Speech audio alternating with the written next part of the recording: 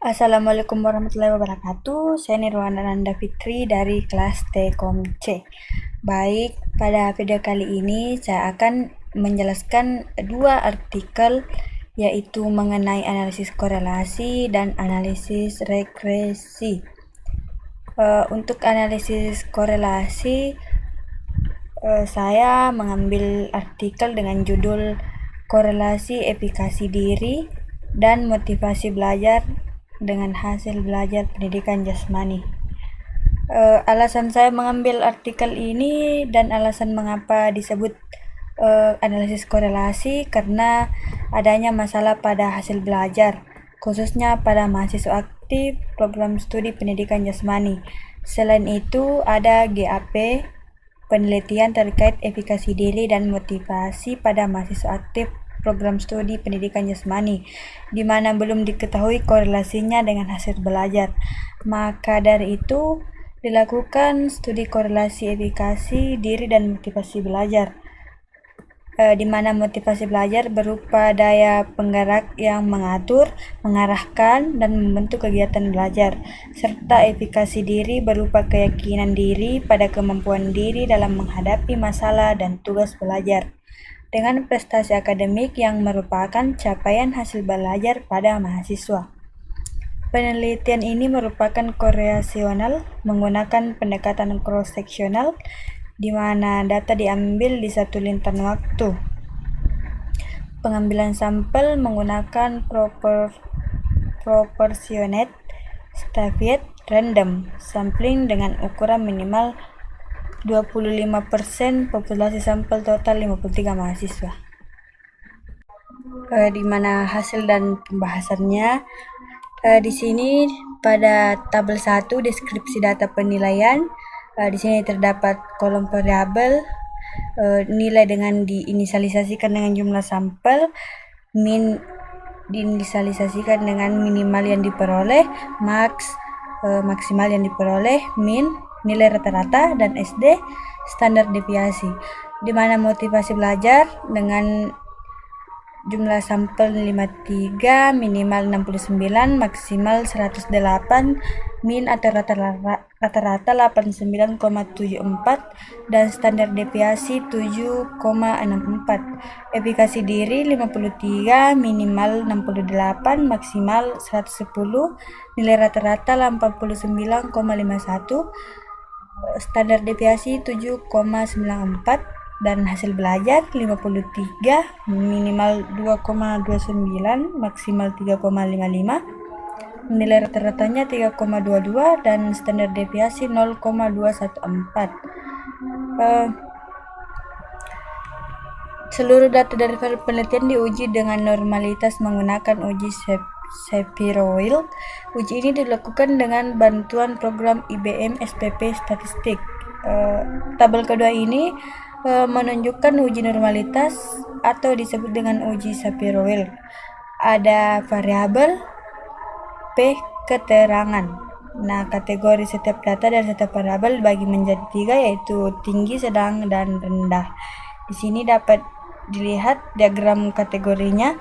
Motivasi belajar yaitu ada di 11,357, efikasi diri 6,398, prestasi akademik 49. Nah, di sini ada penginisialisasian tabelnya ya. Yang gambar ini diinisialisasikan dengan tinggi, ini dengan sedang, dan sedangkan ini diinisialisasikan dengan rendah. Di sini tabel 3 hubungan motivasi belajar dengan hasil belajar. Di sini dengan kolom Spearman's Rule 0,79 signifikan 0,001, dengan keterangan hubungan positif dengan tingkat kualitas kekuatan hubungan sangat kuat dan signifikan antara motivasi belajar mahasiswa dengan hasil belajar. Nah, di sini juga ada tabel hubungan efikasi diri dengan hasil belajar. Dengan nilai Spearman's Rule 0,558 signifikan 0,1, 0,01 dengan keterangan hubungan positif dengan tingkat kekuatan hubungan sedang dan signifikan untuk efikasi diri mahasiswa dan hasil belajar. Nah, di sini ada pembahasan. Berdasarkan data yang diperoleh, diketahui tingkat efikasi motivasi belajar dan hasil belajar pada mahasiswa aktif pendidikan jasmani. Di sini dapat dibaca secara keseluruhan setiap angkatan dominan pada kategori sedang. Nah, dari hasil analisis ini sesuai dengan penelitian sebelumnya yang menyebutkan salah satu faktor internal hasil belajar pada aspek psikologi adalah motivasi. Nah, di sini hasil analisisnya itu mengarah ke motivasi belajar berperan sebagai pendorong, penguat, penyeleksi kendali dan menentukan belajar serta memperjelas tujuan. Nah, peran motivasi sendiri ini menjadikan motivasi memiliki hubungan dengan hasil belajar yang merupakan capaian hasil belajar. Nah,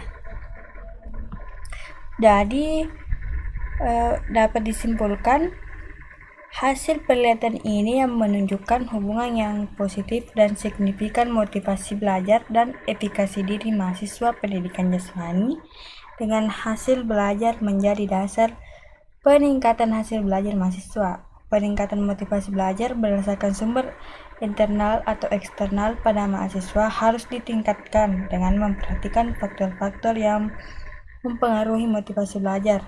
Selain itu, tingkat efikasi diri dengan menggali lebih dalam sumber efikasi diri yang diantara berupa cita-cita, kondisi lingkungan, dan cara mengajar oleh dosen. Nah, selanjutnya yaitu artikel mengenai analisis regresi. Saya mengambil judul prediksi peningkatan omset penjualan menggunakan metode regresi linear berganda. Nah, kita harus ketahui apa itu analisis regresi. Alasan saya mengambil artikel ini karena penerapan regresi linear berganda digunakan untuk mengestimasi laju pertumbuhan penduduk, memprediksi weight net tandan buah kelapa sawit, estimasi mahasiswa baru pada Sekolah Tinggi Agama Islam Radiatul Akmal Batang Kuis, memprediksi tingkat kelulusan uji kompetensi atau UKOM bidan pada Stikes Senior Medan. Berdasarkan penelitian sebelumnya dapat disimpulkan bahwa metode ini cocok digunakan untuk penelitian karena dapat mengetahui seberapa besar pengaruh variabel bebas terhadap variabel terkait baik secara parsial maupun secara bersama-sama. Kita harus terlebih dahulu tahu apa itu analisis regresi. Dalam statistika adalah salah satu metode untuk menentukan hubungan sebab akibat antara satu variabel dengan variabel lainnya. Nah, di sini saya akan menjelaskan artikel dari prediksi peningkatan omset penjualan menggunakan metode regresi linear berganda. Dalam tahapan penelitian ini digunakan beberapa cara, yaitu data collecting. Pada tahap ini dilakukan pengumpulan data penjualan perusahaan yang memiliki variabel yang sesuai yang dibutuhkan. Kedua, studi literatur. Pada penelitian ini, studi literatur yang digunakan adalah jurnal-jurnal nasional dan lokal sebagai referensi. Kita langsung saja pada hasil dan pembahasan. Pada tahap ini dibutuhkan data transaksi dan untuk dapat diolah dengan analisis data mining menggunakan algoritma regresi linear berganda. Data transaksi diperoleh berdasarkan hasil penjualan dalam 1 bulan. Nah, ada beberapa tahapan membuat masalah dalam metode regresi linear berganda, yaitu mempersiapkan data training, menentukan variabel bebas dan variabel tak bebas, mencari nilai persamaan regresi linear berganda, dan menentukan nilai konstanta dan koefisien regresi. Di sini ada tabel transaksi di mana isinya klasik B, crimpy, crippling, ikan, pink B, pink mini, orange, ubi, tempe, udang dengan keterangan harga per kilogram, yaitu dapat dilihat di sini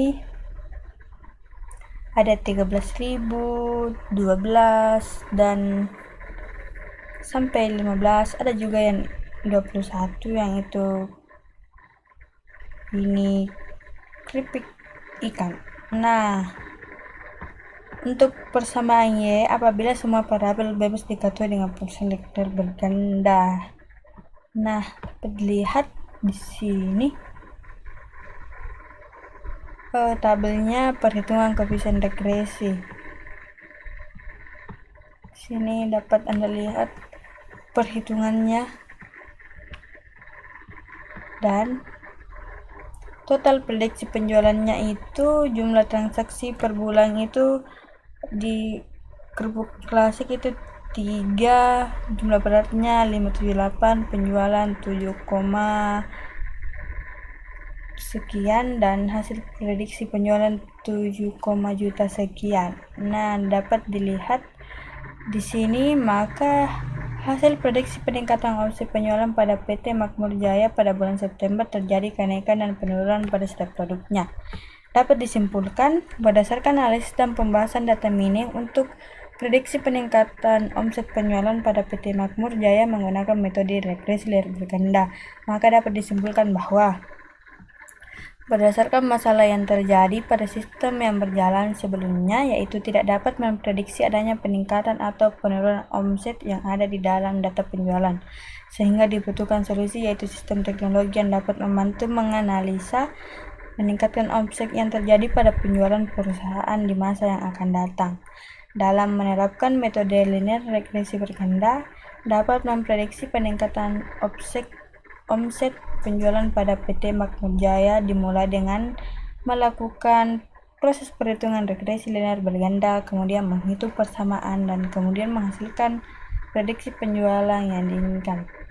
Sistem yang dibuat dapat digunakan untuk memprediksi peningkatan omset penjualan menggunakan metode regresi linear berganda yang cukup akurat. Nah, itu yang dapat disimpulkan dari artikel ini.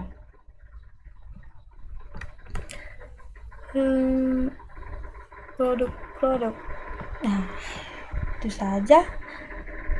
Mohon maaf jika banyak kekurangan dalam penjelasan kedua artikel ini. Saya akhiri. Assalamualaikum warahmatullahi wabarakatuh.